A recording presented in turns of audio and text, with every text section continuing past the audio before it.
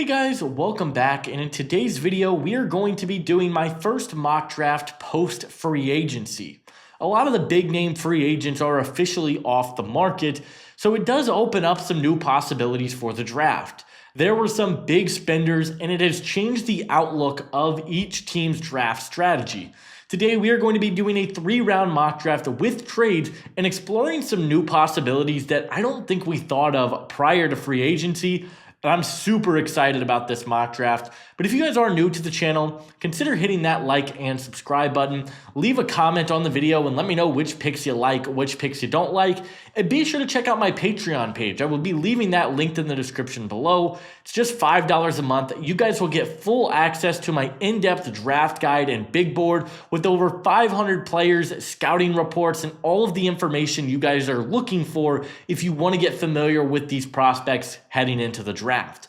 But let's go ahead and kick this off. The Tennessee Titans have the #1 overall pick, and I think a lot of people were starting to pencil in Abdul Carter as a fit for this team, particularly after they traded away Harold Landry. I think a lot of people were thinking, all right, Tennessee could be in the market to go get an edge rusher, but they haven't been aggressive on the quarterback market. It doesn't seem like Russell Wilson or Aaron Rodgers are really players that are going to be of interest to Tennessee. And so I still think quarterback is going to be the pick here for the Titans. And I am taking Cam Ward. I think he is going to be the #1 overall pick one way or another, whether that is to the Titans, the Giants, or the Browns. I think Tennessee just has a hole at the quarterback position. They went out and they signed Dan Moore. They improved the offensive line. If you want to call that improvement, I guess it's an upgrade over Nicholas Petit-Frere. But you've got some weapons here. You've got other picks in this draft that I think you can look to capitalize on. I want to go out and get my franchise quarterback. I think Cam Ward can be that. The ability to extend plays, the big arm. I think he's going to be a really good starting quarterback, and I'm going to take Cam Ward #1 overall to the Titans. At #2 overall, I don't really think, spoiler alert, I'm not going to have another quarterback go in the top 10 of this mock draft.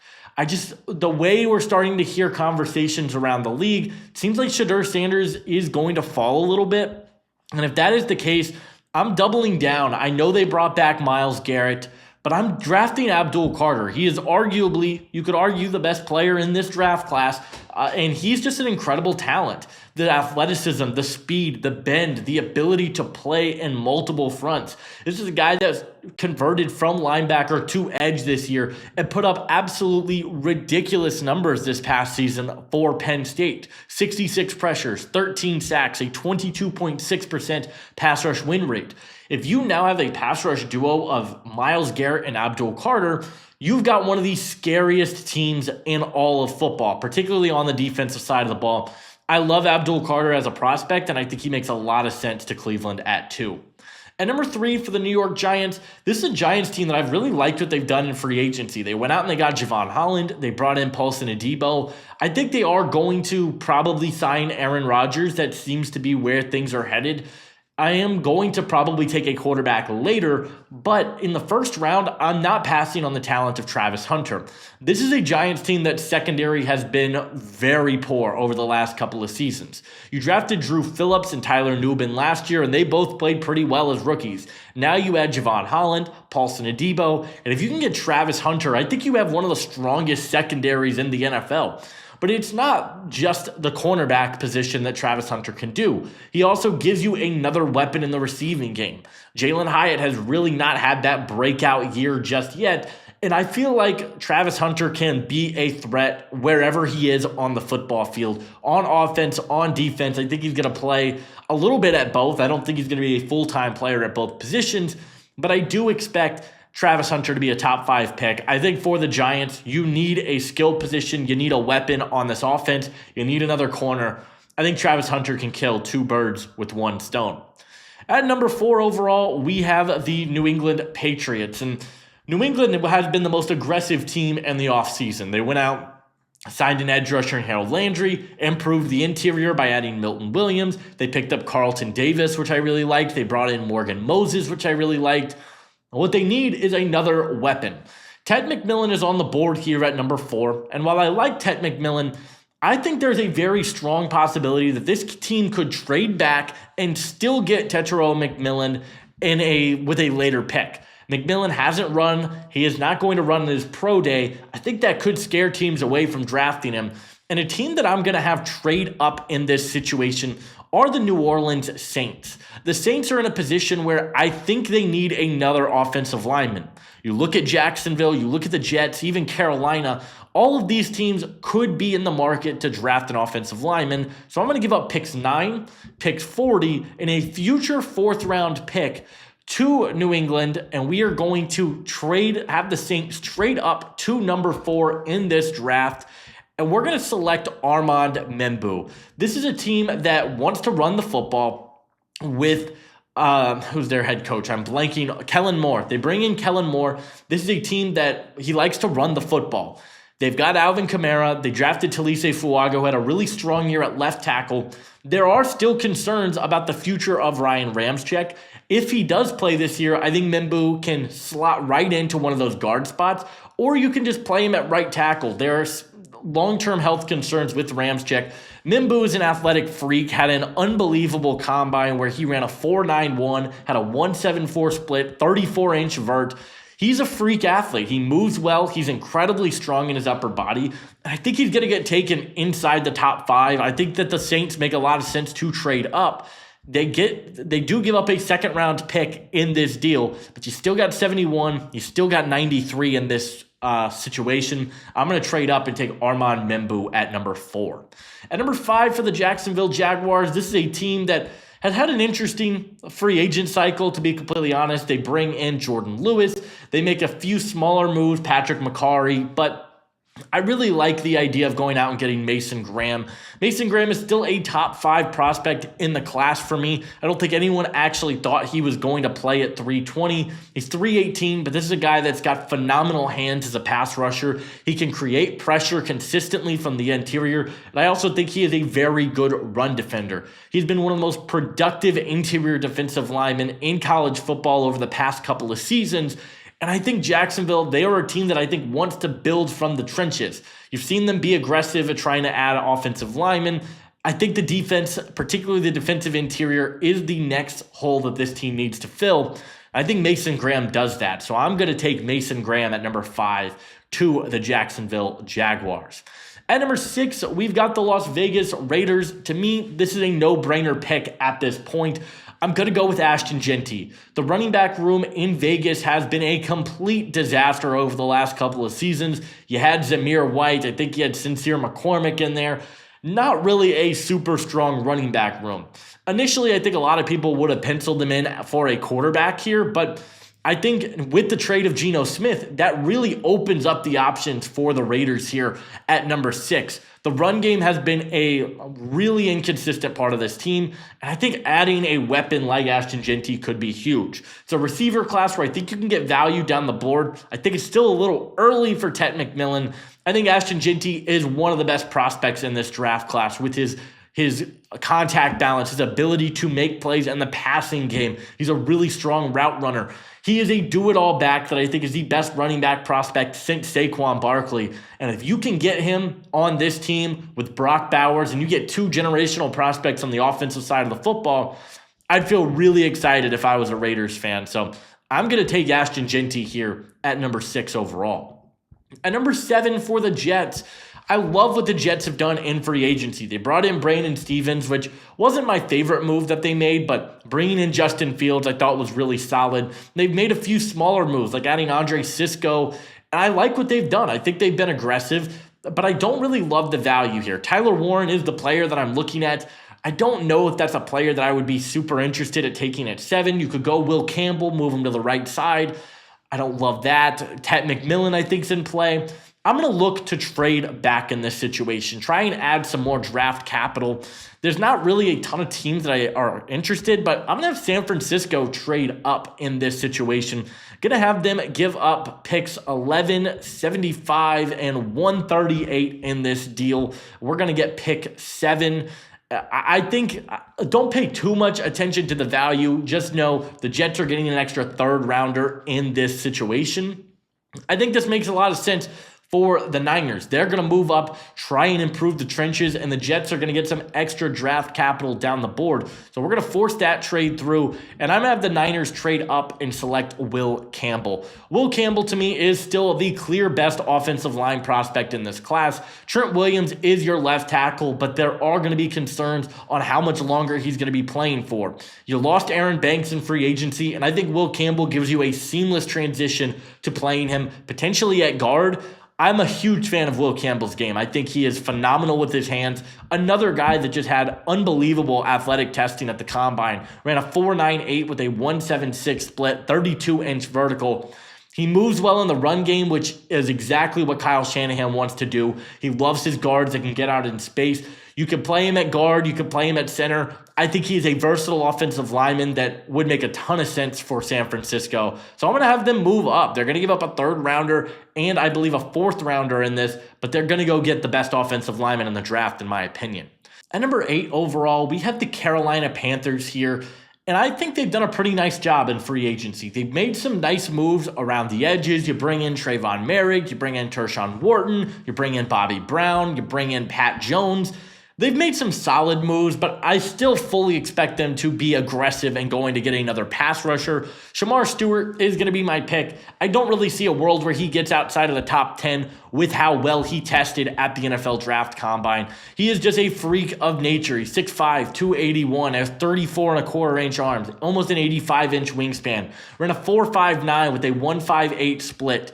The lack of production is going to be the biggest talking point around him. He hasn't put up incredible numbers throughout his career, but he is so athletic. He's a contributor in the run game. I think he's perfect for Evero's defense here and what he wants to do on the defensive side of the ball. I'm a huge fan of Shamar Stewart. I think his value is perfect here. The production, concerning, yes, but I think Carolina is in a position where you need talented bodies and you need developmental upside. I think Shamar Stewart definitely brings that to the Panthers. At number 9, we mentioned it. We're hoping he would be on the board here. Ted McMillan is still on the board. I think we take him before the Patriots. You desperately needed another weapon. They weren't really able to land anybody in free agency. They bring in Mac Hollins.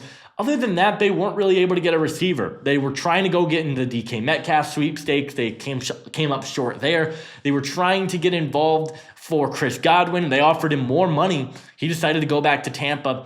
So I think Tetairoa McMillan makes a lot of sense. And McMillan is one of my favorite wide receiver prospects of the last couple of years. He's 6'4", 219 pounds, has big hands, 10-inch hands for the position. The question with him is going to be his speed. Does he have the ability to consistently take the top off the defense? Can he consistently create separation? Right now, that remains a question and it remains up in the air. But I think getting a true X receiver for Drake May, getting the best true receiver in this draft class at number 9 is phenomenal value. And you picked up an extra second-round pick from the Saints in this one. I love the way that this draft is already turning out for New England. At number 10, we got the Chicago Bears. Obviously, offensive line would have been the position I would have loved to have taken. One, Will Campbell's off the board. I still think if Will Campbell is on the board here for Chicago, I still think they take Will Campbell because Braxton Jones, I believe, only has 1 year left. I think Will Campbell is a better player than Braxton Jones. That's kind of what it comes down to for me. He's not on the board in this situation. I think it's a little too early for Josh Simmons, and I don't really love Kelvin Banks here. You could look to go with an edge. You bring in Dayo Odegbo. I didn't love that pickup. I think there's some good edge rushers here. I'm going to go off the board here. One that I have not seen mocked anywhere. I'm very curious to hear how Bears fans are going to respond to this. I'm taking Tyler Warren to the Chicago Bears. Now, Cole Kmet is a fine tight end. I don't think he is a true number 1 tight end in this league. I just don't. I think he's a good blocker. I think he's a solid number 2. Tyler Warren has the upside to be one of the best tight ends of the entire NFL. He's really athletic, can make plays happen over the catch. You can play him in the slot, play him in line. We saw how much the offense Ben Johnson ran in Chicago opened up once he got Sam Laporta in there. You get another guy that I think could be a very good inline blocker for you. I think he can run routes exceptionally well. I think Tyler Warren is a really sneaky move for the Bears. that would make a lot of sense. And we know that the way the Lions like to do things coming over, they don't like to go with the consensus top guy. They'll go off the board when they took Jahmyr Gibbs or Jack Campbell. I think they could do something similar. I think Tyler Warren is very much in play for Chicago here at 10. At number 11, we've got the New York Jets. They traded back with the San Francisco 49ers, and they're going to move back, and I'm going to take Jahdae Barron. Barron, you could argue, is the best defensive back in this class. Coming off a year where he won the Thorpe Award, he is a fantastic player, can play in the slot, can play on the boundary. This is a Jets team that, yes, you brought in Brandon Stevens. I'm not in love with Brandon Stevens as a player. He got beat a lot this past season. I think corner could still very much be in play here. You got Quantez Stiggers. You still got Michael Carter in the slot. I just cannot pass on the value of Jahdae Barron here at number 11. I think he is one of the best players in the entire draft. You still need secondary help, and Jahdae, I think, can play safety for you. He can play in the slot. Like I said, one of the most versatile defensive backs in the entire class. I'm not passing on the value here. I'm taking him at number 11. At number 12, we've got the Dallas Cowboys here on the clock, and really interesting spot to be in. I think there's some good players on the board, but I just am not in love with anybody. I think receiver, you could look in at Emeka Buka, Matthew Golden, might be a little rich here at number 12 for my liking. I think you could go edge. There's some good edge rushers. I don't know that I'm in love with a ton of them right here, at least for me, especially when I think I can trade back and get some good value here. So I am going to look to trade back.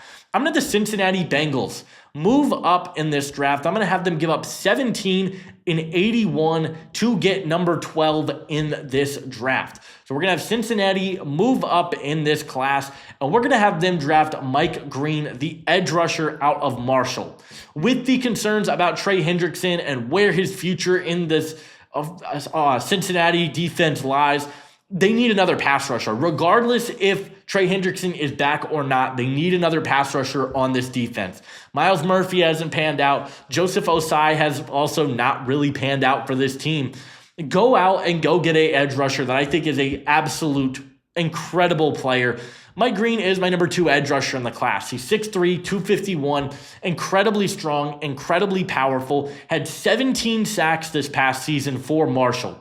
He's a really, really good edge rusher. I think he's going to be able to get after the quarterback. He impacts the game as a run defender as well. He's a really good player. There's going to be concerns about his off-the-field stuff and his departure from Virginia, but ultimately, I'm not worried about it, and I'm still going to take Mike Green here at number 12. At number 13, the Dolphins. I love the acquisition of going out and getting James Daniels. That is one of my favorite offseason moves. Still going to go and address the trenches and take Kelvin Banks here at number 13.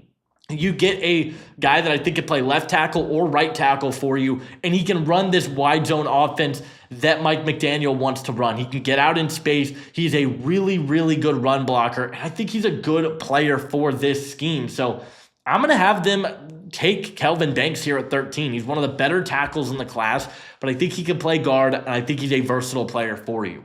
At number 14, my Indianapolis Colts. I think they've had a very good free agency, bringing in Charvarius Ward, bringing in Cam Bynum. I even kind of like the Daniel Jones pickup as a potential starter. I think the money's pretty good for a backup quarterback that I would argue is one of the better backups in the NFL. But you're at 14. You've improved the secondary. I think pass rush could be in play here. James Pierce Jr., I would really like. Donovan Ezeraku, I think, could be in play. I also really like the idea of going safety, still going out and getting Starks or Eamon Worry. I'm going to go with one of my favorite players, though. I'm going to take Jahad Campbell. Linebacker is an area that I think that the Colts have struggled in. Zaire Franklin is a good tackler, and he's put up incredible numbers over the past couple of seasons. But you need more consistency. You've got to be able to get after the quarterback. You've got to be able to make plays in the run game. The linebacker group in Indy just hasn't been able to do that. So I'm going to take Jahad Campbell at 14, and he's going to be my number 1 linebacker. He can cover, he can blitz, really athletic, incredibly reliable tackler, and one of the best overall players in this draft class, in my opinion. At number 15, if you're Atlanta, I think you're looking to trade this pick. You don't really have You've got some issues on the defensive side of the ball. You bring in Leonard Floyd, which I guess is fine. You still need another pass rusher. You have to find a trade partner to move back in this deal. I'm calling the Houston Texans, and I'm going to try and get them on the phone. Houston has an extra third-round pick that they acquired from the Laramie Tunsil trade, so I'm going to have them trade 25, 79, and 167 to move up 10 spots in this draft. Yes, we're seeing a big trade up here, but we're going to force this trade through, and I'm going to have the Houston Texans select Josh Simmons. Josh Simmons is, and probably would be, the top tackle in this draft class had he not torn his ACL. From everything we heard at the Combine, recovery is going phenomenally for Josh Simmons, and it looks like he will be ready to go by the start of the NFL season. After you trade away Laramie Tunsil, you've got Blake Fisher, who you drafted to be your right tackle last year, and you're planning to move Titus Howard to left tackle, where he has had some inconsistencies throughout his career. Josh Simmons is a guy that I think can start day one, or you can develop him for a year or two, let him get comfortable with the NFL game, and then start him. You have to go offensive line. I think we're probably going to double dip on the offensive line in this class, but I like the Josh Simmons pickup. I think you have to trade up. I think he makes a lot of sense for this team. At number 16, we have the Arizona Cardinals. They bring in Josh Sweat. They get a reliable edge rusher. Now I want to improve the interior of this defensive line. Kenneth Grant is going to be the pick. Just that true nose tackle that I think is going to be able to stuff the run lanes. That's what this team, I think, is looking for. They are looking for that penetrator, that guy who can be that true nose tackle for this team. So I'm going to take him here at number 16, and he's going to be a player that I'm excited to see how he fares in this defensive scheme. At number 17, we've got the Dallas Cowboys, and offensive line I think you could look to address. Cooper Beebe played well at center. You have Tyler Guyton, who had his inconsistencies. Tyler Smith is great. I think you could go get another tackle or guard, a guy that I think could play a little bit of both. And I'm going to go off the board here. I'm going to take Gray Zabel. It's not a pick I've seen to the Cowboys very often because I just don't think he's in play for them at number 12. But if you're here on the clock at number 17, Gray Zabel's on the board. He can play center, he can play guard, he can play either tackle position. Over 3,000 snaps in his collegiate career. He's incredibly versatile. He's incredibly experienced. I think he's a day one starter along the offensive line for this Dallas team. So I'm going to take Gray Zabel, improve the trenches, try and get a receiver or running back later in the draft. At number 18, we have the Seattle Seahawks on the clock here. And I am going to be taking Matthew Golden. They trade away DK Metcalf. They cut Tyler Lockett. This team needs another receiver. Matthew Golden gives you a speed element that I don't really think you get with Jackson Smith and Jigba. Golden gives you the ability to take the top off the defense anytime you touch the football. That is a player that I want on my team. Incredible route runner, separator, has the ability to high point the football, good contested catch receiver. He is a little small, but at 18, if you get a potential number one receiver, I'm going to make that move 100%. I like Golden's fit a lot. I think he's a great compliment to JSN, and I'm going to take him here at pick 18. At number 19, I'm going to take an interesting one. I think Todd Bowles is really going to like Nick Emanwari. I love the versatility that he brings to the defensive side of the football. You want to move him into the box, he can do that. If you want to play him as that roaming free safety, he can do that. But I love the way his skill set complements Antoine Winfield. I think both of them are really good athletes. They're good tacklers. Emanwari is just an absolute freak athlete that is going to be able to move around, make plays in the passing game. He's got great ball skills. If you can have those two ball-hawking safeties on the back end of this defense, you'd feel really, really good about this future. I like Emanwari a ton, and I'm going to take him at number 19. At number 20 for the Denver Broncos, I'm going to go with Omarion Hampton. You lose Javonte Williams. I think you need another starting caliber running back. Omarion Hampton is phenomenal. He's got really good wiggle. He ran a 4.46 at 221 pounds, over 1,600 yards this past season, 1,200 yards after contact. He's a physical runner that is going to be able to run over defenders. He's got the ability. I think his contact balance is some of the best in the class, very similar to a Joe Mixon type of back. And we know Sean Payton loves to run the football. They just haven't been able to do it these past couple of years in Denver. I think Omarion Hampton opens the door for them to go back to the style they want to run, and that's run the football. At number 21, we got the Pittsburgh Steelers. They are in the quarterback sweepstakes. I kind of think they're going to bring back Russell Wilson with that chemistry he has with DK Metcalf. I'm going to go with Will Johnson. This is a pick I haven't seen very often. Will Johnson just doesn't fall very often in my mocks, but Will Johnson to me is still the best cornerback in this draft class. The questions around his health and what he did this past season are going to cause him to slip a little bit. But if Will Johnson is on the board at 21, I don't care that Shedeur Sanders is still here. I'm just going to say that Will Johnson, I think, is a better player than Shedeur Sanders. He's a massive need. I know you bring in Darius Slay, but Slay's only playing for one more year. Will Johnson is a better player than Darius Slay. He is a true lockdown corner that can play in zone, can play in man. He's a really good athlete. I'm a huge fan of Will Johnson. I'm taking him at 21 to the Pittsburgh Steelers.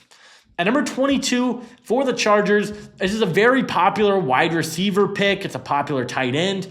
I'm going to go with Donovan Ezeraku, though. It's just a pick that I'm coming around to the idea on, and I kind of love it. You get rid of Joey Bosa. You bring back Khalil Mack, which I really thought was smart for them. I think you need another pass rusher on this team. Ezeraku is a guy that is really starting to move up draft boards. I've got him as my number 5 edge rusher in the draft class. He's a really good player. He's got an array of pass rush moves. He's super explosive, has good speed. He's a really good run defender.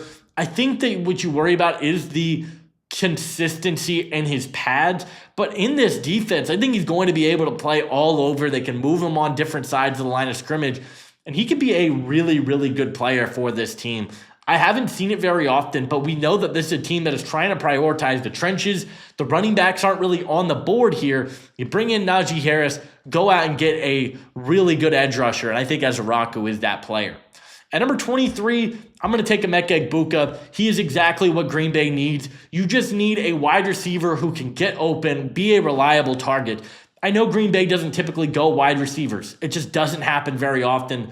This team needs a wide receiver, though. You have a lot of concerns about the health of Christian Watson and Romeo Doubs. Dontayvion Wicks has not really developed well. And you just need another player that's not named Jaden Reed. Egbuka, I talked about this in my live stream the other day. If Egbuka is the type of player that I just find it really hard to believe he's not going to be at least a solid NFL player. If you're getting at least a solid starter in the league at 23, I'm fine with it. He is going to probably be the number 2 right away, but I think he's got that Jackson Smith and Jigba type upside where he could be that dynamic slot. He's a great blocker for the receiver position. I'm making this trade. I'm making this pick. I'm taking Egbuka at 23. Here at number 24, we got the Minnesota Vikings, who I think have had maybe the best free agency of any team in the NFL. They're going to need to trade back, though. They only have, I think, 4 picks in this draft class. I think you move back, and I think this is where you see the Shedeur Sanders calls start to come in. Whether it's the Giants, if you can pair Travis Hunter and Shedeur Sanders back up, I think they're very much in play. I think the Browns are in play. Let's see kind of who we would be interested in. Maybe the Titans drafted a quarterback. I'm gonna have the New York Giants. I'm gonna have the Cleveland Browns do it. I'm gonna have them give up 33 and 94, 4 picks. I'm gonna actually give up 103 in this deal. I think you probably will have to give up 94 and 180.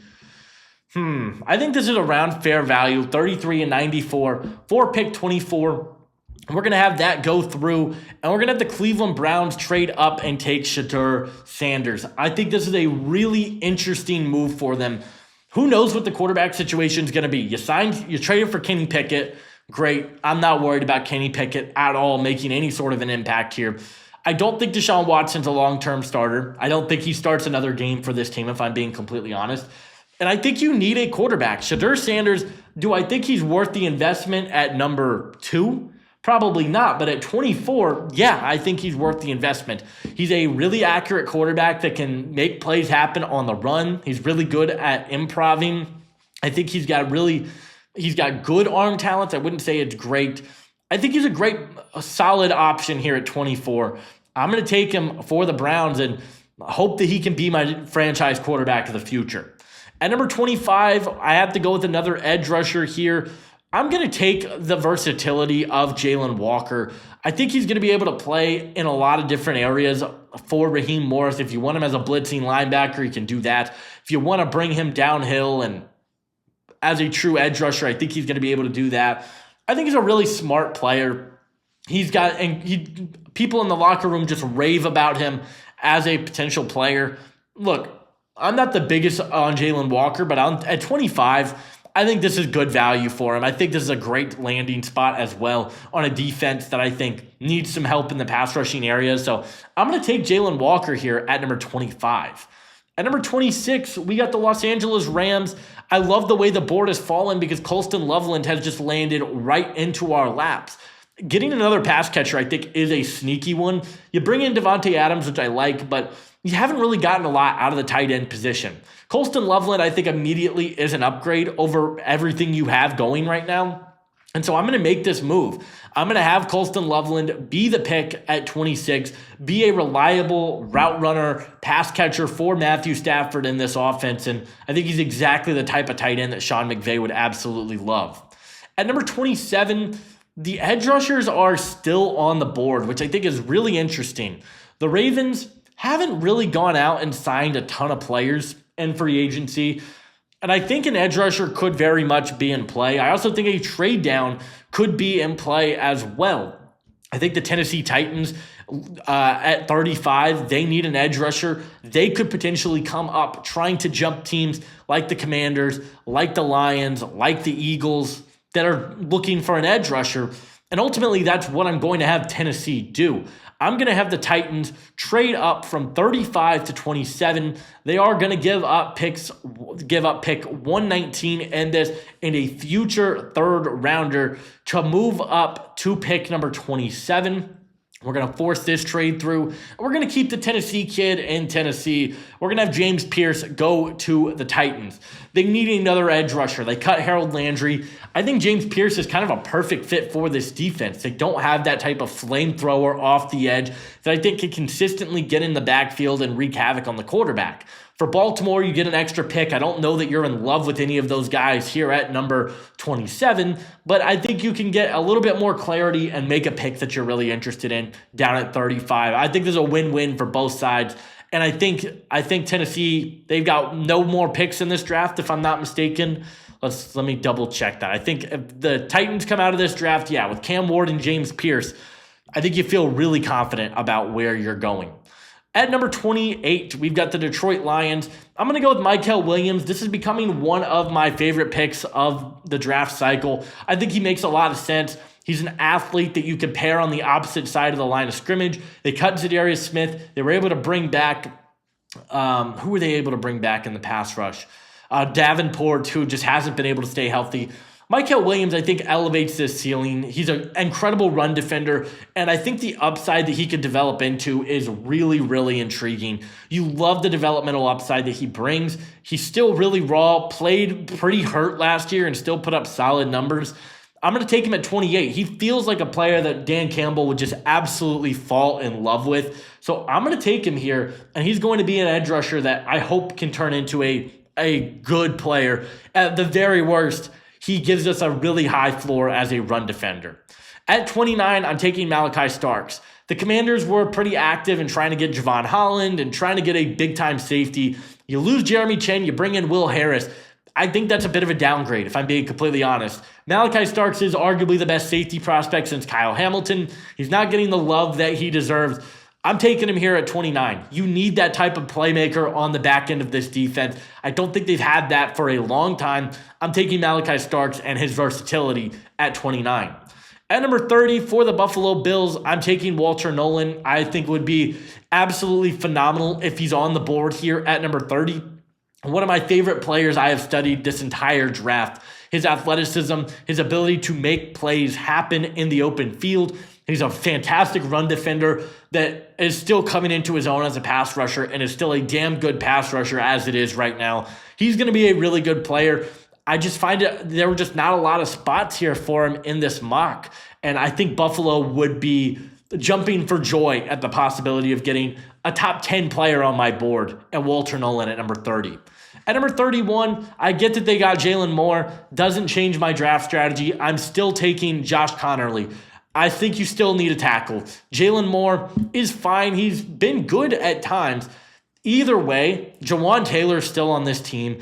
Josh Connerly gives you a really high floor as a pass protector. He's really smart, has good anchor, great length, and is a good overall athlete. I can't overthink this pick. I need to go out. I need to address the offensive line. It's still an issue. I'm taking Josh Connerly at 31. At number 32, we do have the Philadelphia Eagles, the Super Bowl champions. It looks like they're probably going to lose Mekhi Becton. So I do believe that this team is going to go out and try and get an offensive lineman. And of course, Tyler Booker just happened to fall into the laps of Philadelphia. He's kind of the perfect Mekhi Becton replacement. If you want to talk about size, athleticism, it's all very similar. They didn't really make any big moves on the offensive line. They love to draft inside the trenches. I'm a big fan of this. I really love what Tyler Booker could do for this team. He can swing out to tackle if you need him to, but I think he's one of the best guard prospects in the class. We're taking him at 32. At 33, we got the Minnesota Vikings on the clock. By the way, there will be one more trade in this mock draft. It will be for a player, but we will be doing no trades in the second round. So this is kind of how it's going to go from here on out. It's just too hard to predict once you get into these later rounds. But we're at 33. I want to go get another corner. You were able to bring back Byron Murphy. Azariah Thomas, I love what he brings to the table. His feistiness, aggressiveness, his ability to play in press man coverage. I think it's a player Brian Flores would absolutely love to have on his team. So I'm going to take him at 33. I think he could be a starting corner right away. At 34, this is where we're going to have another quarterback come off the board. I'm going to take Jackson Dart. It seems like Jackson Dart is going to be a top 50 pick at this point. Whether I like it or not, Dart still does have upside. I think he's probably going to sit for a year behind a Rodgers or a Wilson. But Dart comes in on a team that I think would be in a good position to develop him with a veteran quarterback. He's got the ability to make plays happen on the run. He's got some really good arm talent. Can he piece it together, learn to go through his progressions? That's going to be a big question mark that I just don't know that we have the answers to right now. But at 34, I think he's worth the investment. I'm going to take him there. At 35, I'm going to have another corner go off the board. You lose Brandon Stevens. I know you drafted TJ Tampa and Nate Wiggins last year. I still think you could go with a corner, and I'm going to take Maxwell Hairston. Love his athleticism, love the way that he moves. This is a guy that played primarily in zone coverage, but what he has flashed at times in man-to-man, I think is really, really intriguing. I love his upside. I think he's going to be a good player. I'm going to take him at 35. At 36, I'm going to go with a player that I think can play tackle, think can play guard for you. I'm going to take Donovan Jackson. You need some help on the offensive line. I know you brought in Patrick McCarry. I'm not the biggest fan of that move. I like Donovan Jackson. He played really, really well down the stretch for Ohio State, filled in at left tackle when they had the injury to Josh Simmons, and he did a pretty good job. I think he can play tackle for you. I also think he can play guard for you. I think he's a really versatile offensive lineman that brings you great starting upside right away. So he's going to be my pick at 36. At number 37 for the Las Vegas Raiders, we took Ashton Jeanty in the first round. You still need a receiver, and Luther Burden is still on the board. I sprint the card in. Great compliment to the receivers you have. He's a guy that can be a gadget player in space that I think they could really utilize. He's a deep threat. He's juiced up athletically. He can win deep. There's a lot to love about Luther Burden. I think he's becoming undervalued in this class. I still have a first-round grade on him. It's just hard to really figure out where he fits in this draft class and how teams are going to value him. But I think the Raiders would absolutely love him here at 37. At pick number 38, I know I'm going to go with a pass rusher here. You bring in Harold Landry.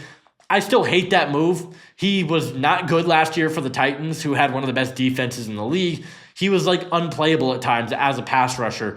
Nick Scorton's still on the board at 38. I love the value. He is a really good pass rusher that can get after the quarterback, drop into coverage. He played too heavy this past season for Texas A&M. They had him at 280. He weighed in at the combine at about 260. He's a really good fit for Vrabel's defense, how he wants to get after the quarterback. I'm not overthinking this pick. I'm taking Nick Scorton. At number 39, I'm going to go with the running back to the Bears. We ended up going Tyler Warren in the first round. I'm going to take Quinshon Judkins in the second round. Travion Henderson's a player that I really do think that the Bears are going to love. I think Judkins gives you a little bit of Montgomery and Gibbs put together. He's really fast in the open field. He knows how to block, but he's also got that contact balance, can make plays happen in those short areas of the field. He's a short yardage back. He's one of my favorite running back prospects I've ever studied. I still absolutely love him, and I don't think the gap between Judkins and Hampton is very big. I'm going to take Quinshon Judkins here at 39. The Bears need help on the ground. He's going to be my pick. And we're going to see his teammate go at number 40. I'm going to have Travion Henderson go to the Patriots at 40. This is coming from the trade they made with the Saints, so it's their extra second-round pick. Travion Henderson is the exact opposite of Ramondre Stevenson, and I love that. You need a big-time play machine in that backfield. They don't have that. Vrabel loves to run the football. They don't have a reliable enough running back in that room. I like Ramondre. I don't think he's a number one. I think Travion Henderson can be a number one, can make plays happen as a receiver. Once again, fantastic blocker. I'm taking him at number 40. At number 41, got to go with another pass rusher here. I'm going to go with Princely Umanmielen. I think he could play in multiple fronts. Really versatile, great bend, great athleticism for the position. A player that I think is starting to get undervalued in this class. I was a big fan of him coming into the year, transferred over from Florida, and has been a really good player. So I don't want to overthink this. Umanmielen's one of my favorite edge rushers in the class. I think he's a good run defender, and I think he gives you a high floor as a pass rusher as well. Depends on where they want to go, what you view Dayo Odengbo being. I know you paid him a lot of money, but I don't think that should stop you from going with an edge rusher here. So he's going to be my pick. At number 42, going to go with an interior defensive lineman. We're going to take Derek Harmon to the New York Jets. An absolutely phenomenal pass rusher from the interior that might even be a better run defender. He does so many things well for the position. I think he's a great athlete. Really powerful, active hands. Another guy that I thought had a really impressive draft combine, ran a 4.95 with a 1.74 split. The interior of the defensive line wasn't good for the Jets this past season. I think you're going to need to upgrade that, and I think Derek Harmon immediately elevates the floor. At number 43, this is a really tough spot for San Francisco. You lose Dre Greenlaw. You lose Javon Hargrave. You lose Charvarius Ward. They lost a lot on the defensive side of the ball. I like Will Campbell. I'm fine with that pick. But they need defense down the board here. And we're going to start this off. I'm going to go with a linebacker. I don't think the linebacker depth is awesome. And I think Carson Schwessinger kind of gives you a seamless transition from Dre Greenlaw to Schwessinger. I think he's a perfect fit and a perfect complement. Good downhill run defender, fantastic athlete that has just gotten better each and every year of his career. He's a good blitzer, great eyes and zone coverage, is a reliable tackler, and I think he looked bigger at the combine, 6'2", 242. Play strength will be a concern, but I like his fit. I think he's probably going to sneak into the top 50. I've got him going to the Niners at 43. At number 44, I think you need a receiver. I want more of a possession receiver, a guy that can be that reliable threat for Dak Prescott. Jaden Higgins is that player for me. Just an absolutely fantastic big-bodied receiver. 6'3", 217 pounds, ran a 4.47, 56% contested catch rate. A guy that is drawing a lot of comparisons to Drake London. He moves similarly. He's got big hands, really reliable target in the short to intermediate areas of the field.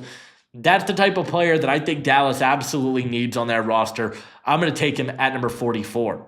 At number 45, the Colts, we ended up with Jihad Campbell. An interesting spot here. Again, I think pass rusher would be my first bet. I just don't love any of these guys for Lou's defense. So we're going to go with the tight end. I think that's what they need. I'm going to go Mason Taylor. I have Arroyo higher on my board, but for what the Colts need, I think Mason Taylor is just a better fit. He's a good athlete that's still really, really young, good, reliable hands. I think he's a good route runner. We just didn't see it a lot at LSU. They really didn't know how to tap into his athleticism as a route runner, but I do think he's twitchy. I do think he moves well for the position, and he's going to be my pick here at number 45. I think he would be a really good fit for this Colts offense. At number 46, we ended up going with Jalen Walker at 25. We are going to go with a corner, though, and I am going to take Savon Ravel out of East Carolina, a player that I absolutely love, a really, really talented tackler, great in the open field, one of the best athletes of any cornerback in this draft class. He's got big hands. He's also really fluid as an athlete, can play in zone, can play in man, just a freaky player. And if it wasn't for his injury, he probably would be a top 15 pick for me. Unfortunately, he got injured, and he falls all the way down to 46, where I think Atlanta would be super pumped to get him on their team. At number 47, we took Kenneth Grant to the Arizona Cardinals. I'm going to double down on the defense, go get a boundary corner, and I'm going to take Trey Amos out of Ole Miss. One of the best corners that just seemed to be involved in every play. The ball skills were there. I do think this team could go get another corner. I like Max Melton. I liked what he showed last year. I thought Garrett Williams was very good in the slot. Trey Amos gives you a starting corner on the boundary day one. He's quick to the football, got ball skills, is a little light, does struggle at consistently wrapping up as a tackler, but big fan of Trey Amos and his game. At number 48, the Miami Dolphins, I'm running the card in to get Darius Alexander. They need an interior defensive presence. They just haven't had that on this team. He gives you that versatility on the defensive side of the football. I'm taking Darius Alexander at 48. At 49, the Cincinnati Bengals are on the clock, and we are going to see a trade go on here. This is where I said there would be a player trade. It is not involving this pick, but it will be involving the Green Bay Packers. We are going to be getting number 87 back in exchange for Trey Hendrickson. I think Trey Hendrickson has a very good chance of getting traded to the NFC. I'm also going to probably grab a 5th rounder in this deal next year.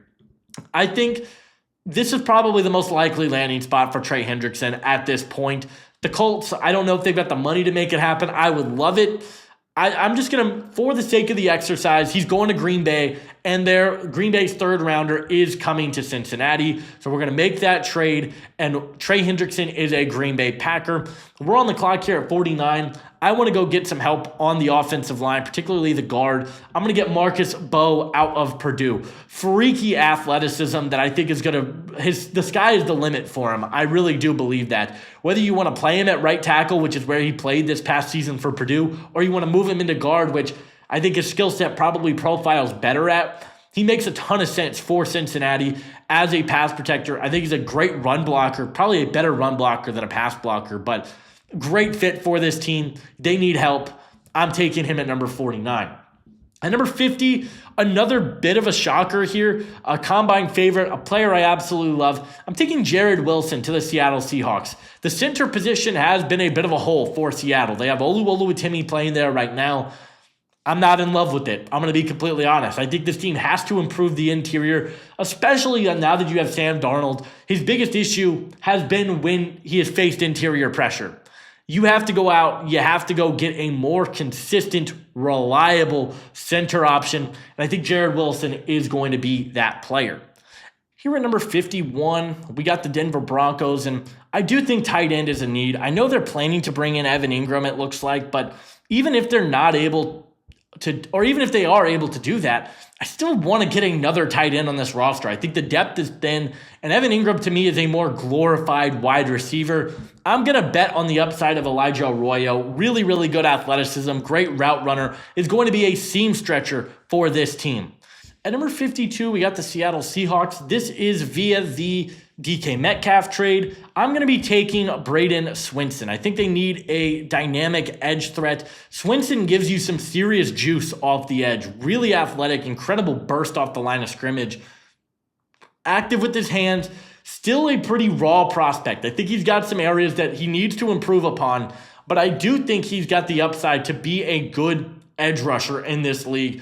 The sky is the limit for him, and if you are the Seattle Seahawks, that's what you're looking for. You're looking for a guy that I think could be a really good edge threat for you, speed, and I like his fit a lot here. At number 53, we ended up going with Nick Emanwari in the first round. I think we might go with another South Carolina defender here. I was looking at Kyle Kennard, and I do like his fit here. You got Chris Braswell. You brought in Hassan Reddick. I think I'm going to wait on the edge, and I'm going to go Demetrius Knight. We're going to double dip South Carolina defenders. Good blitzing linebacker, really experienced player that's good in coverage. I think he's got good movement abilities in there as well. There's a lot that I like about Demetrius Knight and his game. And I think he's a really good fit for this team. So I'm going to take Demetrius Knight here at number 53.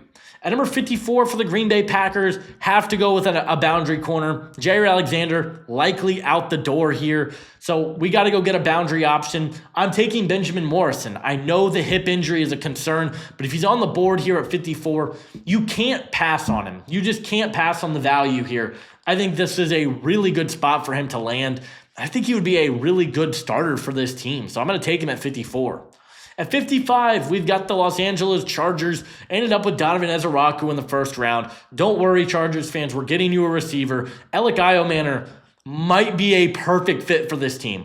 You've got Johnston, who could be that deep play machine. You've got McConkey, who is that dynamic slot. Iomanner is like the perfect possession receiver for this team. He does everything you want from a possession receiver. He's also a little bit more twitchy than I think he gets credit for. Good athlete, great hands. I love his fit to the Chargers here. I'm taking him at 55. At 56, this is where we're going to have Xavier Watts come off the board, a versatile defensive back with incredible ball skills on the back end of the defense. He is a really, really good threat to take it to the house every time he touches the football. Has been towards the top of college football the past couple of years in terms of interceptions. I think the value is really, really good. I'm going to take him here at 56. At 57 here, we've got the Carolina Panthers. I know this team addressed the interior of the defensive line with Tershawn Wharton and Bobby Brown, but if TJ Sanders is still on the board here, I would find it really hard to pass on. I am going to take Darian Porter ultimately because I think he's a better fit. You need a defensive back opposite of J.C. Horn. You bring in Trayvon Merrick. I think Darian Porter is this athletic freak of an athlete that can just be a lockdown corner for you for the next 4 to 5 years. I think getting a lockdown corner is more important than adding another defensive tackle, even though I do like the idea of getting TJ Sanders here for them. At number 58, I'm probably going to take TJ Sanders here, to be completely honest with you, because I just can't pass on the value. Interior defensive line has been an issue for the Texans. They have struggled to consistently stuff the run throughout this D'Amico Ryans era. They like smaller defensive tackles as well. That's kind of the type of player they go for. And TJ Sanders is 6'3", 284. So I think he's a perfect fit for what they want to do. I'm going to take him here at 58, and I'm a big fan of that for them. At 59, I am going to go with an interesting one. Haven't seen this one mocked anywhere. You lose Patrick McCarry. I'm going to go with Tate Ratledge. I love the value of him as that guard option for you. I know you got Andrew Voorhees there. Ratledge is a better player than Voorhees. He's a really good athlete, was dealing with some injuries this past season, but had an overall good season, had a great combine where he ran a 4.97, the mullet waving in the air. We all love it. He's a bulldozer in the run game. He is going to be a huge addition to this rushing attack that Baltimore wants to utilize, and I'm a big fan of Tate Ratledge as a prospect, so I'm going to take him here at 59. At number 60, we got the Detroit Lions.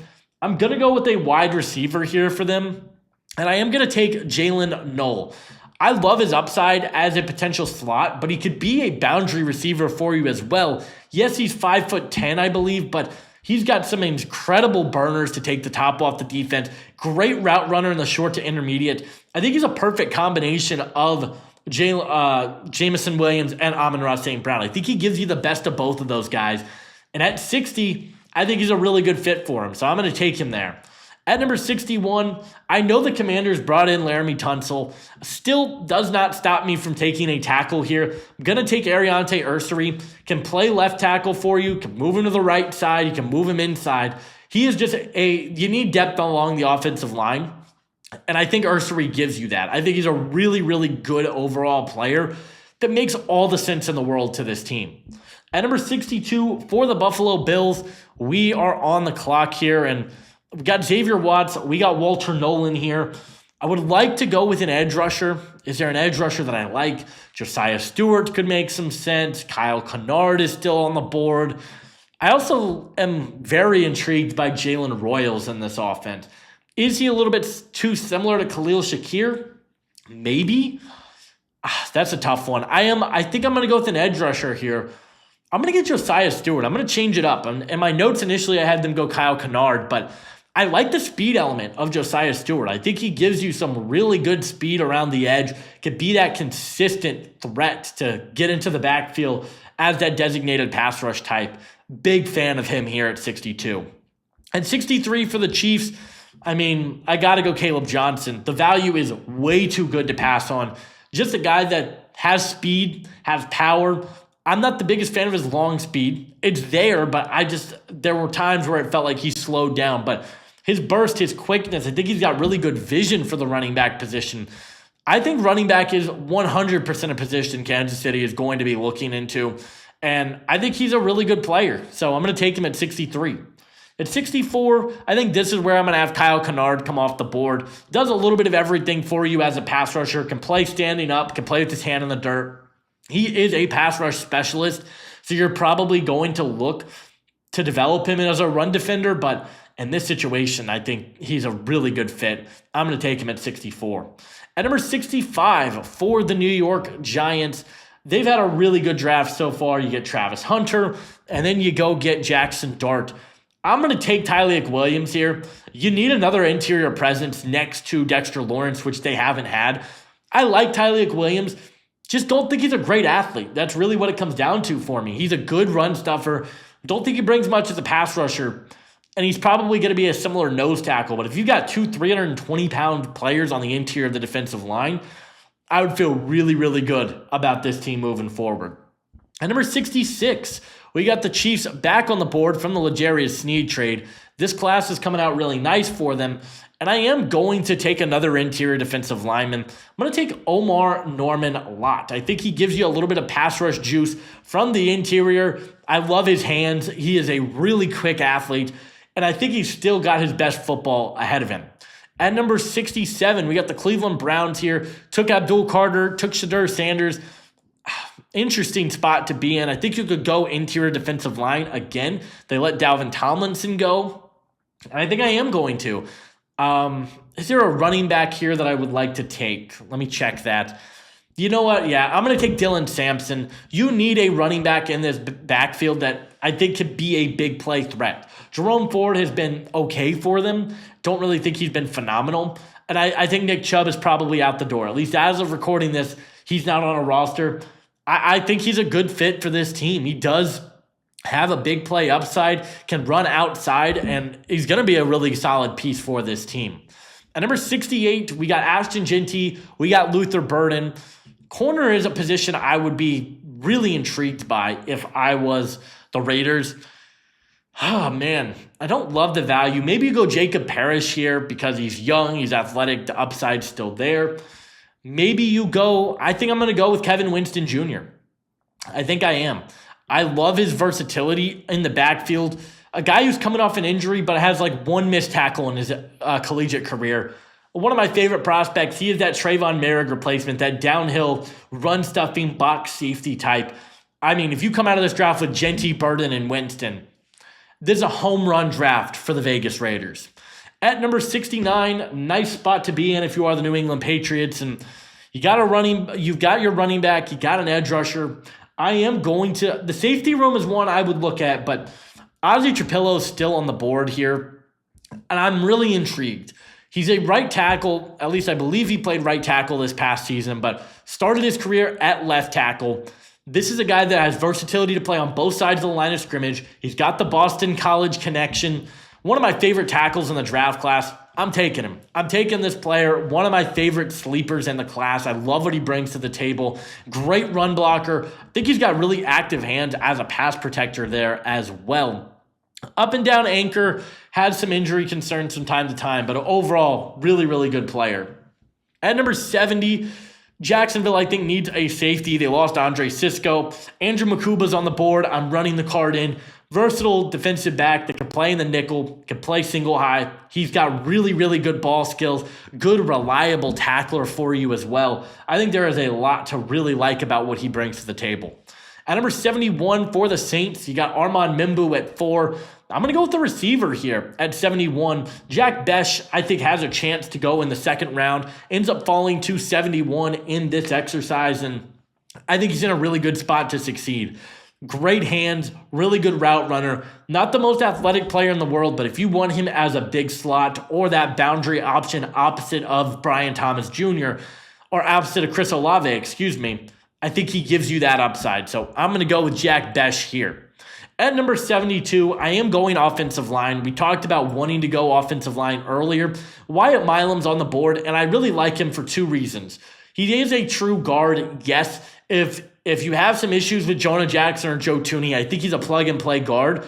But he's also a left tackle at West Virginia who, if you look at his numbers, has been unbelievable over the past couple of seasons. Look, if you want to keep him at left tackle, I think he can do it. The length is going to be the concern, but as a potential replacement for Braxton Jones, I think he's worth the investment. I'm going to take him here to be an offensive lineman in Chicago. At 73, we got the New York Jets. They need a right tackle. I would have loved to have gone with Ozzie Trapillo. I would have loved Wyatt Milam. Still on the board here. I'm going to bet on the upside of Cameron Williams. He's young. He still has a lot of football ahead of him. He had some rough moments last season. Let's not sugarcoat it. But the upside is still there for him to be a really solid tackle prospect, and I'm taking that chance on him. He's going to be my pick at 73. At 74, we have the Carolina Panthers. They've gotten Shamar Stewart. They've gotten Darian Porter. I'm going to go with Jalen Royals. I love his fit for this team. Does have the ability to play on the boundary, can play in the slot. He's got a really good route runner. Another guy coming off an injury that I just didn't feel like was given the best opportunity this past season, but he's had some really productive seasons for Utah State. I think he can take the top off the defense and is a really good slot receiver for this team. At number 75, the Jets are back on the clock. Jahdae Barron, Derek Harmon, Cameron Williams. They've really improved the trenches. You need another receiver, though. I'm going to go Xavier Restrepo out of Miami. One of my favorite receivers in the class. He catches everything. He is a bit small. Another guy that you might worry about is he is strictly a slot at the next level. He's 5'9", 200 pounds. But he knows how to run routes. He's strong at the catch point. Fantastic hands for the position as well.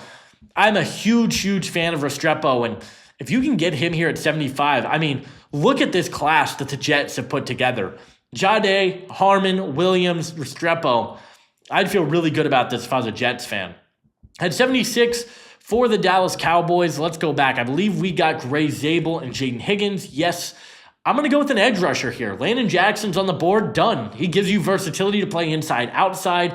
He is another guy that I thought had a really good combine. He's explosive, a good run defender. He's not my favorite edge rusher in the world, but I think he's a good player that fits what the Cowboys need defensively.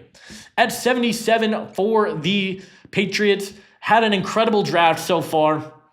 And I'm very curious where this team could go next. They could go with another receiver if you wanted to. You could go with a safety option if you liked.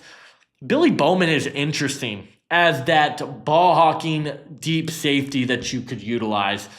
I don't hate it. I really don't.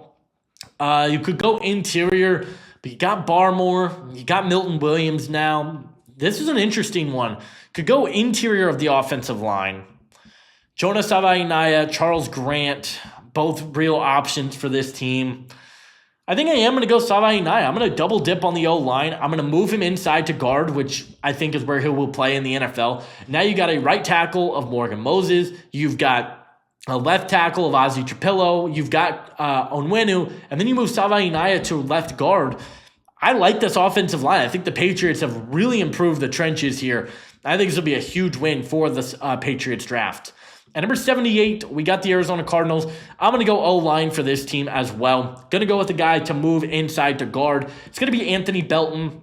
He is a 345-pound left tackle that is probably going to convert better to guard at the next level. Had some struggles from time to time against more of those outside rushers, the speed rushers, which is why I'm going to play him inside. Does have to work on his pad level, but I think he's in a really good situation to succeed next to a Paris Johnson, next to a Hayalti Froholt, who I think is one of the most underrated players in football.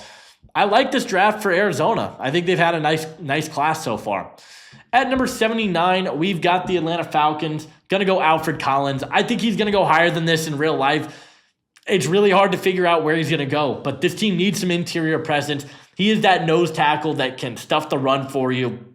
I don't ever see Ruka Rohiro being that for this team. I just don't. I think you're looking for a guy to be that penetrator up front, and I think Alfred Collins is going to be that player. At number 80, we have my Indianapolis Colts. You got Jahad Campbell. You got Mason Taylor. I think they've had a pretty successful draft thus far. I'm going to go with an edge rusher. I wanted to go with an interior offensive lineman, Charles Grant, move him into right guard, done. Think we probably get better value on that later. Edge rusher is interesting here. A lot of different players to pick from. I'm going to go with Oluwafemi Oladejo. Going to get the other UCLA edge rusher to pair opposite of Laiatu Latu. He's really fun. I wouldn't be shocked if he goes in the top 50. I've got him as my number 12 edge rusher, second round grade on him. Really good power rusher. Has the versatility to play all over the line of scrimmage, which we know Chris Ballard loves. He's still a developing pass rusher, but I think here in the third round, I think the sky is the limit for him. He's coming off a year where he converted from inside linebacker to edge rusher, had a 10.6% pass rush win rate, which is above average. I like the value here. I'm going to take a chance on him. At 81, this is where I think we have to address the running back room. You bring in Javonte Williams. I want a little bit more speed in this backfield, and I am going to go with Baishal Tootin out of Virginia Tech. Had an unbelievable draft combine where he ran in the 4.2s. I feel like he's a guy that's going to get taken a lot higher than people think, and it's going to surprise people. But the speed element and his ability to make plays happen as a receiver are going to get him drafted in day 2. I think the Cowboys make all the sense in the world here at 81. At 82, for the Seahawks, is the pick I believe we acquired, or this is our third rounder, and the 92 is from the Geno Smith trade. So we got Matthew Golden, we got Jared Wilson, we've got Braden Swinson. Safety could be an interesting one. I'm going to take Billy Bowman here. I like the versatility that he brings. We talked about it earlier. The ball hawking safety mentality that he plays with is just rare. He has that. I can't overlook that, and I'm going to take him at 82. At 83 for the Steelers, we went with Will Johnson. Quarterback could be in play here. Receiver, I don't really think is in play as much. Running back is interesting because I do still think this team needs a running back. Give me Cam Scadaboo. I think he's a type of player that the Steelers would absolutely love. A hard-nosed, between the tackles runner with unbelievable contact balance, the ability to make plays happen in the open field, good receiving back. You lose Najee Harris, you have Jalen Warren. He reminds me of another player Steelers fans should be well familiar with, and that's James Conner. I have Scadaboo ahead of Tootin, but because of what Tootin brings in terms of speed, I don't know that Dallas needs a speed back. I think right now, this is the type of back Pittsburgh needs. And at 83, it's fantastic value. At number 84, do we go with another South Carolina defender just to complete the trifecta? Probably not. But we're on the clock here at 84. Tough spot to be in. We got our linebacker. We got our safety. I think we could look to go corner. I do. I like Noel Williams a lot as a fit here. I think he's in play. I think we could go edge as well. I think this is probably going to be an edge spot. I'm going to take Jack Sawyer. I think the value is good on him here at 84. A really productive player at Ohio State. Might work better in a 4-3. Think you can move him inside, but can play inside, outside. Good hands. Really good, solid strength. I like his fit here. They need another pass rusher. I know you got Chris Braswell. You bring in Hassan Reddick for 1 year. I still think you could look to upgrade that group, and Jack Sawyer, I think, can do that for you. At 85, this is where we are going to take Noel Williams. I find it really hard to believe he is not a pick in day 2 with what he brings to the table. Incredible ball skills, great athleticism, great length for the position there as well. One of my favorite corners in the class. He's strong, he's a good tackler, and he knows how to make plays happen with the football in the air. So I'm not going to overthink this. I'm going to take Noel Williams here at number 85. At number 86, we have the Los Angeles Chargers. I think they would be really upset if Cam Scadaboo was off the board because I still do think running back is a move that they're going to look to make. Man, really tough spot to be in if you are the Chargers. I think we go tight end here, though. I think given the way the board has fallen, you got to go tight end. Terrence Ferguson, I like his fit here. He is a good blocking tight end that can make plays happen as a solid route running tight end. He's a better receiving tight end than he gets credit for. Good hands, strong hands. I like him. I think he's a good fit here at 86 and is going to be a solid contributor. At number 87, we've gone Mike Green, Marcus Bowe. I think we have to go with an interior defensive lineman. And I like the developmental piece of Joshua Farmer. Can play at that 3-tech position, really improved as a pass rusher this season. You see the active hands, but is a really good run defender. They just have not gotten a lot of consistency from their defensive front. I think Joshua Farmer gives you that. You get Mike Green, Joshua Farmer. I think you feel a little bit better about your defense going into 2025. At number 88, we got the Jacksonville Jaguars on the board. Probably have to go with the receiver. Trey Harris is still on the board. Let me just double check. Yeah, Trey Harris is on the board. I'm not going to overthink it. We're going to take a big play machine on this team, a guy that I think has the ability to take the top off the defense anytime he touches the football. We're taking him at 88. At 89, we got the Texans. Man, I think we probably have to go O-line again. I know receiver is interesting. Isaiah Bond could make sense for this team. I do think so, but he's the only receiver I think that would be worth it here. And I don't love the value. So I'm going to go O-line again, and I'm going to take Charles Grant out of William and Mary. I think you need that consistent offensive lineman that could be a swing tackle. I know he's listed at tackle. He's probably going to play guard at the NFL level. Did an interview with him. He's talking about how he's been training for guard, maybe even center at the next level. I know they brought in Laken Tomlinson, but the interior of this offensive line was so bad. I think you have to go out and improve the trenches. I'm going to go get Charles Grant, and we're going to double dip on the trenches for the Texans. At number 90, we got the Rams. We took Colston Loveland earlier, which I really like that move.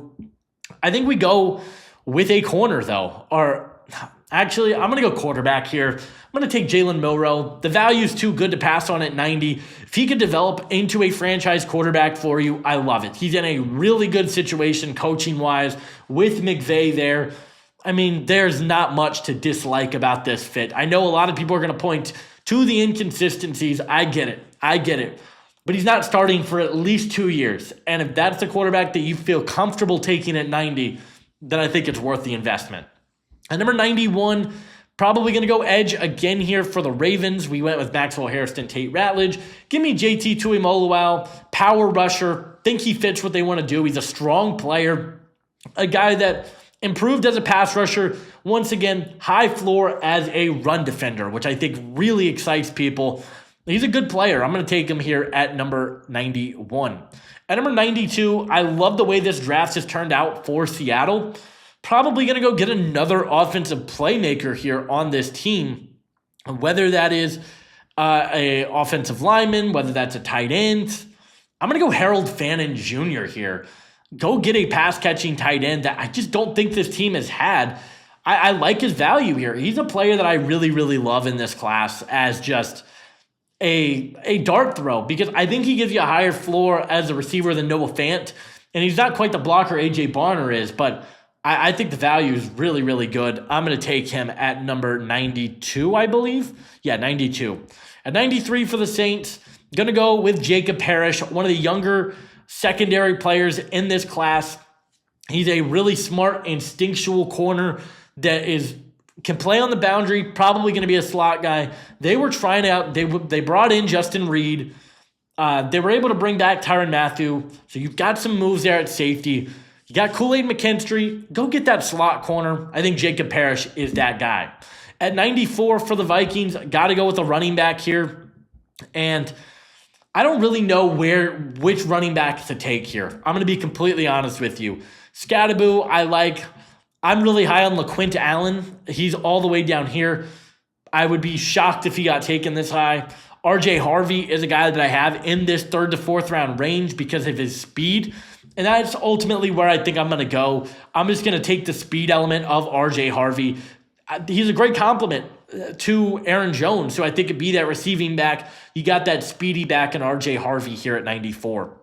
At 95 for the Chiefs. Excellent draft so far. probably going to go receiver now. And I think Isaiah Bond would make sense. I think Torrey Horton could make some sense. I think I'm going to go Pat Bryant here to the Chiefs. And I know I said that I wasn't in love with some of these guys, but for the Chiefs, I think you want more of that possession receiver. I don't think you have that. You have your gadgety guy and Xavier Worthy. You got Rashee Rice coming back. Pat Bryant, I think, is a really good possession receiver that this team just hasn't had. I think he reminds me a little bit of what you got from Juju. I'm going to take him at 95. At 96, we got the Eagles on the clock. Could go linebacker with the long-term health of Nakobe Dean in question. Could go interior. Probably the route I'm going to go get some more interior depth. Give me Jordan Phillips, a young raw pass rush type. Hasn't really done anything as a pass rusher. You see the upside. I think he's worth the investment at 96 because of the upside that he brings to the table. And he's a fantastic run defender right out the gate. At number 97, we do have the Minnesota Vikings. We've got R.J. Harvey, Azareye'h Thomas. Maybe you go with it. This is tough because they went out and they got Javon Hargrave. They got Jonathan Allen, which makes me think they don't need another interior defensive lineman. Maybe they go get another edge rusher, maybe a designated pass rush type. Screw it. Let's take David Walker. I'm a huge fan of David Walker as a prospect. Really good athleticism. He is a fantastic pass rusher. He put up some incredible numbers for Central Arkansas. He's a borderline top 10 edge rusher for me, to be completely honest with you guys. Had a season where he had a 21% pass rush win rate. I know you got Andrew Van Ginkel. I know you've got some guys in that team that you feel good about. And this is a hard spot to draft. I think he's worth an investment, though, here at 97. At 98, we've got the Miami Dolphins, who just signed Nick Westbrook-Ikhine moments ago. You got Darius Alexander. You got Kelvin Banks. I don't mind going tight end again here and getting a Gunnar Helm, a guy that I think fits this scheme. He's going to be able to get the ball in space and make plays happen after the catch. So I'm going to make that move if I am the Dolphins. At number 99, we have the Niners. Edge rusher, big time move for this team that I think they could look to make. Interior, Shamar Turner, I think might be the pick here because he kind of gives you the upside to do both. And we'll do that. Shamar Turner played edge last year. They moved him inside this year. I think he gives you versatility to play multiple. He could play inside, could play outside. I love the option there that he gives you. Another guy that I think had a pretty solid combine. He's 6'3", 290. You lose Hargrave. You're going to need some help on the D-line. I think Shamar Turner is worth the pick. At number 100, we've gotten Jalen Milroe. We've gotten Colston Loveland. I'm going to go with the linebacker here. Chris Paul Jr., one of my favorite linebackers in the class. Yes, he's undersized, but he is a guy that really solid as a blitzer, good run defender. I think he's a good, strong, consistent tackler as well. He's my number 2 linebacker in the class. I mean, I think coverage is an area he's going to need to improve upon, but I think he's a really, really good player. And then to finish this out here, we've got the Detroit Lions. They pick up DJ Reed, so I like the secondary. Guard could be a move that this team goes out to try and address. Maybe you I want to go Holland Pierce here. I really do. He is a guy Dan Campbell would love. Walk on from Rutgers. How much time does Taylor Decker have on the contract? That's my question. Oh, man, this is a tough one. Taylor Decker, what is Taylor Decker's contract like? And I know they've gone out and they've tried to bring in some of these developmental guys in the past. This is tough, man.